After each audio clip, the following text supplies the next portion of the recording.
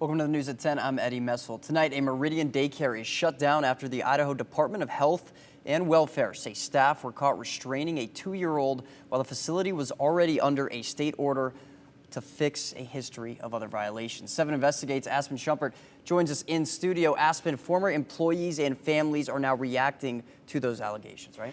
Right, Eddie. The ones I spoke to feel their trust has been broken, and they aren't happy it took this long for the license to be revoked. We're paying them to care for our child, and they failed. Meridian mom Sydney Sheldall enrolled her toddler daughter in daycare earlier this year. I cried the entire first week. After touring several daycares, she says she chose a Child's Choice Montessori school on Woodsage Avenue in Meridian for a reason. What really sold us was how the teachers in the infant room were interacting with the kids in there. But now, just 2 months later, the facility's license just got suspended and revoked for 5 years. It's such gut-wrenching feeling that you're like, I entrusted these people to do the right thing, to take care of my child.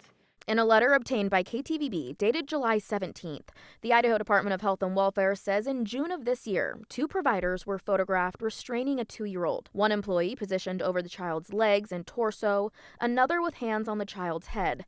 Disciplinary conduct that is against Idaho law for daycare providers. If we had known previously, we obviously would not have gone with that daycare because that is significant and that is actually a substantiated claim that they have found. KTVB first reached out to the daycare owners David and Wendy Lieberman Thursday, requesting an interview. They were not willing to go on camera, and in a statement to us Friday, Wendy says a disgruntled employee made unsubstantiated reports and took pictures out of context, and that the state never got the daycare's side before shutting it down. She also says the child's parents, who she claims the state never interviewed, has provided a written statement saying staff did nothing wrong. Records show the facility has failed 5 of the 19 health and safety inspections on file with the state, dating back to 2022.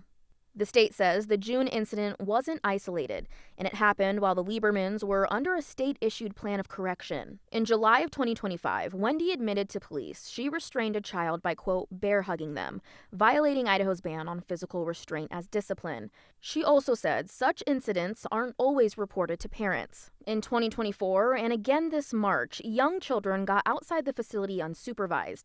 The state said both times it wasn't reported within the required 24 hours. And the letter also cites a 2025 finding of infants sleeping with loose blankets and a pacifier clip, a known suffocation risk, violating safe sleep rules. Idaho code allows the state to revoke a license for repeated violations or conduct that endangers a child's health and safety. The state cited, quote, multiple substantiated incidents and not following state laws for the suspension reason. Wendy and her attorney did not speak to any of the other incidents. I have been sick to my stomach for days. Having someone hurt my child is one of the worst possible things that I can think of. Knowing that something might have happened to her, I don't know if I could ever trust someone with her again. And that's unnerving.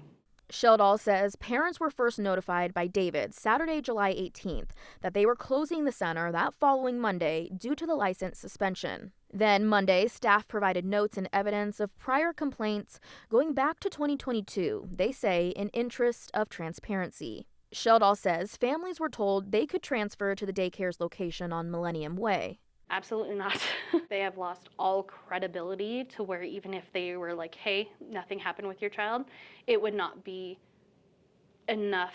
Absolutely unacceptable. Celeste Hammer started at the daycare in June, the same month as the most recent reported restraint incident. I did not see that. She was laid off because of the suspension and says learned about the allegations the same time parents did. When I saw the 6 pages and everything in it, I just furious, sad, heartbroken, because had I known all of these before I applied, I would have never worked in that facility, ever. She's worked in the industry for 20 years. She says she's disappointed to learn the daycare has been allowed to operate despite the years of reports. Parents enroll their kids under the impression that you are going to take good care of them because you as a business have hired all these people that are licensed to be in childcare. And now something like this happens, that's not okay. The Wood Sage Daycare also operates an elementary school that doesn't need a license to operate. Do you think that should be allowed? I don't. She says the same for the other daycare location on Millennium. Absolutely beyond ridiculous that this is allowed to happen.